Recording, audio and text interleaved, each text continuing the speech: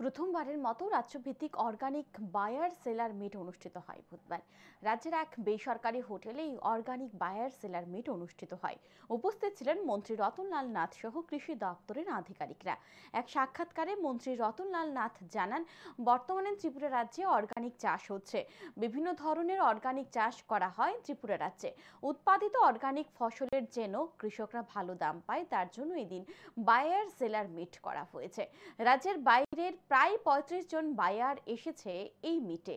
রাজ্যের 10 জন বায়ার এসেছে এই মিটে।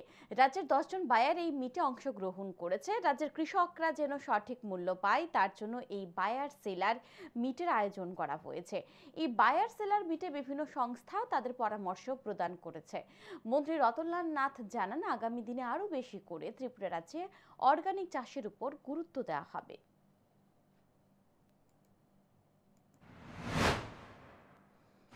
আমাদের উৎপাদিত যে ফসল এগুলির জন্য কৃষকরা ভালো দাম পায়, এপিসির ভূমিকা রয়েছে এবং আমরা চাই এইসব জিনিস।